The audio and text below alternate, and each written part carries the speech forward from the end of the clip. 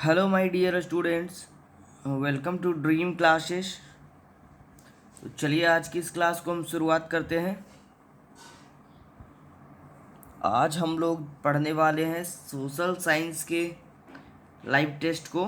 ठीक है, तो एकदम से सारे बच्चे ज्वाइन कर लीजिए इस लाइव टेस्ट को और काफ़ी इंटरेस्टिंग ये होने वाला है। आज हम लोग, जैसा कि थंबनेल में भी आपको दिख रहा होगा, कि टॉप 10 VVI ऑब्जेक्टिव क्वेश्चन को इस वीडियो लेक्चर में कवर करेंगे। ठीक है, तो अगर आप इस बार बोर्ड एग्ज़ाम में बैठने वाले हैं या अगर आपके कोई और भी रिलेशन में कोई भाई बहन बैठने वाले हैं तो उनके पास ये वीडियो ज़रूर शेयर कर दीजिएगा, क्योंकि यह वीडियो जो है वो काफ़ी इंपॉर्टेंट होने वाली है। ठीक है, तो चलिए एकदम आंसर को टिक करते जाइएगा आप लोग और समझते जाइएगा कि क्या होना चाहिए इसका आंसर। तो बस वीडियो में लास्ट तक बने रहिएगा, काफ़ी अच्छा यह टॉपिक होने वाला है। ठीक है, शुरुआत करते हैं आज हम लोग। चलिए तो बात करते हैं हम लोग आज के पहले सवाल पे। आज का हमारा जो, देखिए, फर्स्ट ऑल ऑफ क्वेश्चन दिख रहा है। सबसे पहला हमारा जो सवाल है आज का हमने जो रखा है वो है, कोयला किस प्रकार का संसाधन है। ठीक है, कोयला किस प्रकार का संसाधन है, और इसके लिए आपको देखिए 4 ऑप्शन भी दिए गए हैं। ठीक है, 4 ऑप्शन दिए गए हैं: नवीकरणीय, जैव, अनवीकरणीय, अजैव। ठीक है, तो अब देखिए इसमें आपको टिक करना है कि ये कोयला जो है वो किस प्रकार के संसाधन का एग्जाम्पल होगा। चलिए थोड़ा सा टाइम दे देते हैं आप लोग के लिए, जल्दी से जवाब को बताइएगा आप लोग। चलिए एकदम सोच कर जवाब दीजिएगा, कोयला किस प्रकार का संसाधन है।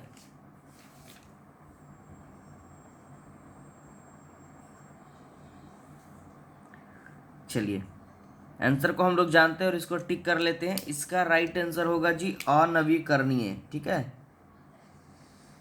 अनवीकरणीय। अब अनवीकरणीय का मतलब क्या होता है कि वैसा संसाधन जिसे हम दोबारा जो है ना, अब वो खुद से उत्पन्न नहीं कर सकते हैं। जैसे कोयला क्या है, कोयला जो है वो ज़मीन के अंदर में हमारा है।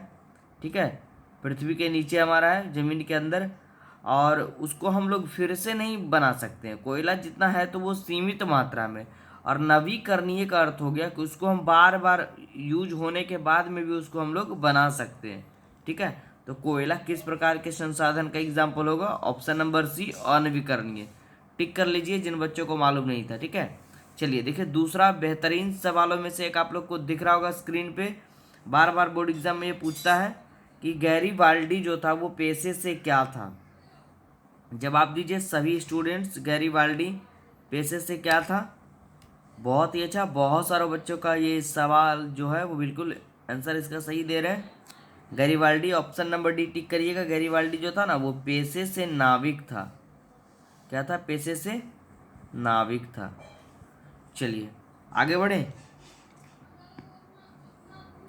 आगे देखिए हम लोग का तीसरा सवाल क्या है।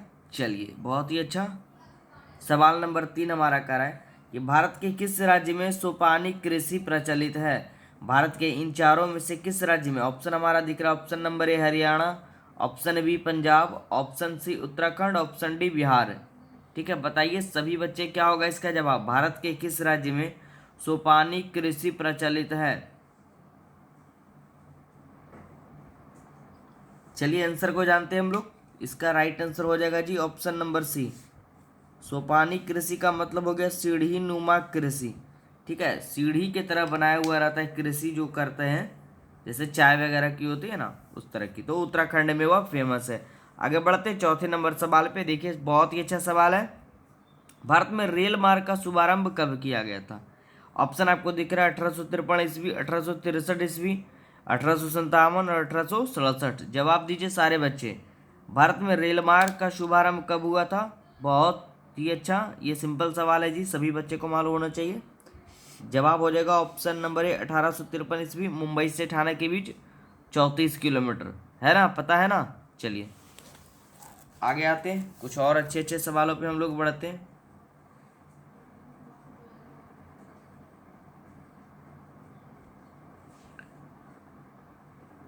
देखिए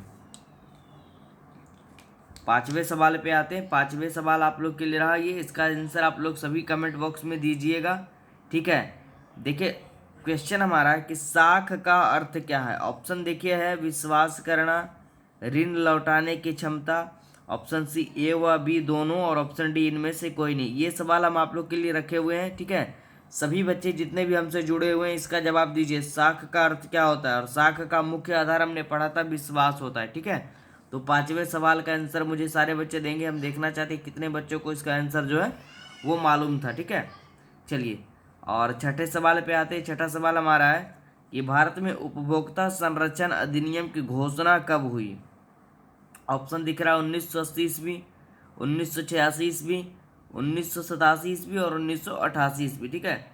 भारत में उपभोक्ता संरक्षण अधिनियम की घोषणा कब हुई, जवाब दीजिए सभी बच्चे। बहुत ही अच्छा, बहुत सारे बच्चों का आंसर आ रहा है। ऑप्शन नंबर बी इसका राइट आंसर होगा, ठीक है। भारत में उपभोक्ता संरक्षण अधिनियम पारित हुआ 1986 ईस्वी में, ठीक है। आगे बढ़ते हैं सातवें नंबर पे। सातवां नंबर देखिए, दिख रहा है सभी बच्चे को कि गिरमिटिया किसे कहते हैं। इसको इन्वर्टेड कॉमा में रखिए इस तरह से, गिरमिटिया किसे कहेंगे। ऑप्शन दिख रहा है अनुबंधित मजदूर को, अनुबंधित मतलब अनुबंध पे बहाल मजदूर को, रोगियों को, छिपकली को या अंग्रेजों को। गिरमिटिया किसे कहा जाता था, जवाब दीजिए सारे बच्चे, ठीक है। चलिए, ऑप्शन नंबर ए टिक करिए जी। जिन जिन बच्चों ने टिक किया वो बिल्कुल ही सही सोच रहे हैं। गिरमिटिया जो है ना वो अनुबंधित मजदूर को ही कहा जाता था, ठीक है। चलिए आगे बढ़ते हैं। आठवें नंबर क्वेश्चन पे हम लोग आते हैं। आठवां नंबर हमारा क्वेश्चन है जो कह रहा है, देखिए दिख रहा है सभी को, कुल जल का कितना प्रतिशत भाग महासागरों में निहित है। संसार में कुल जल का कितना प्रतिशत भाग जो है ना वो महासागरों में निहित है। ऑप्शन आपको दिख रहा है 95.5%, 96%, 9.5% या 9.5% या 96.5%। जवाब दीजिए, बहुत ही अच्छा सवाल है। इसका सटीक जो जवाब होगा उसको हम लोग जानते हैं। इसका राइट आंसर एकदम बिल्कुल जो सटीक होगा वो 96.5% होगा, लेकिन कहीं कहीं बुक्स वगैरह में आपको 96 भी देखने को मिल सकता है, ठीक है। लेकिन आप याद रखिएगा सभी स्टूडेंट्स, इसका राइट आंसर होगा जी 96.5। अगर ऑप्शन में ये दिखे तो आपको यही टिक करके आना है, ठीक है। चलिए तो आगे बात कर लेते हैं, और भी हमारा एक दो सवाल बच गया है तो उसको हम लोग देख लेते हैं। बहुत ही अच्छा। चलिए 9वें सवाल पे आते हैं। काफ़ी अच्छा सवाल है ये, याद करके जाइएगा सभी बच्चे। 9वां काफ़ी इंपॉर्टेंट सवाल है कि भारतीय रिजर्व बैंक की स्थापना किस वर्ष की गई थी। ऑप्शन दिख रहा है आपको 1934 ईस्वी, 1935 ईस्वी, 1948 ईस्वी, 1951 ईस्वी, ठीक है। भारतीय रिजर्व बैंक की स्थापना किस वर्ष की गई थी, जवाब दीजिए आंसर इसका, ठीक है। चलिए आंसर को टिक करते हैं। इसका राइट आंसर हो जाएगा 1935 ईस्वी, यानी कि ऑप्शन नंबर बी हमारा सही हो जाएगा, ठीक है। चलिए, और आज के इस टॉपिक का हमारा सबसे अंतिम सवाल है, वो आप लोग को दिख रहा होगा स्क्रीन पे। बहुत ही अच्छा सवाल है, ठीक है। तो इसको अच्छे से सोचकर इसका आंसर दीजिएगा आप लोग। सवाल हमारा है लास्ट नंबर टॉप 10 का कि किस क्षेत्र को तृतीयक क्षेत्र भी कहा जाता है। तो चलिए यहाँ पर थोड़ा सा डिस्कशन करेंगे और हम लोग 3 सवालों को यहाँ पर बनाएंगे। अब देखिए, पहले जानेंगे क्षेत्र के बारे में। 3 तरह के क्षेत्र होते हैं। एक होता है प्राथमिक क्षेत्र, इसको नोट कर लीजिएगा सभी बच्चे, ठीक है। एकदम आपका 3 सवाल क्लियर हो जाएगा। प्राथमिक क्षेत्र या पहला क्षेत्र, फिर आता है हमारा द्वितीयक क्षेत्र, फिर एक जो हमारा ये सवाल अभी पूछा हुआ आता है तृतीयक क्षेत्र। इस तरह से नोट करिएगा, एकदम आपका एक टॉपिक जो है एक सवाल यहाँ से क्लियर होगा, ठीक है। प्राथमिक क्षेत्र में हमारा आ जाएगा, प्राथमिक क्षेत्र में हमारा आ जाएगा कृषि, ठीक है। द्वितीयक क्षेत्र में हमारा आ जाएगा उद्योग, और तृतीयक क्षेत्र में आ जाएगा सेवा क्षेत्र। सेवा क्षेत्र कहने का मतलब जिससे हमारी सेवा होती है हमारे देश में। जैसे कि सेवा क्षेत्र में आ जाएगा हमारा अस्पताल आ जाएगा, अस्पताल आ गया, विद्यालय आ गया, ठीक है, सरकारी बस आ गया, रेल सेवा आ गया, ये सब हमारे सेवा क्षेत्र में आएंगे, ठीक है। तो अभी जो हमारा सवाल है वो कह रहा है किस क्षेत्र को तृतीयक क्षेत्र कहा जाएगा। तो एकदम यहाँ से क्लियर हो गया होगा, तृतीयक क्षेत्र में कौन आ जाएंगे, ऑप्शन नंबर बी सेवा क्षेत्र, ठीक है।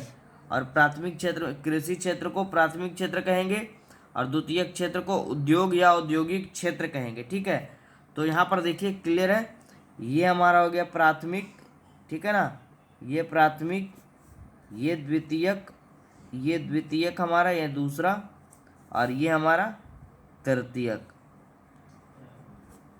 क्लियर है, चलिए ठीक है।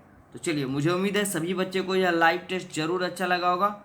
आप लोग 5वें सवाल का आंसर जरूर दीजिएगा, और जो भी बच्चे हमसे न्यू जुड़े हैं चैनल पे सब्सक्राइब बटन दबा दीजिएगा जी।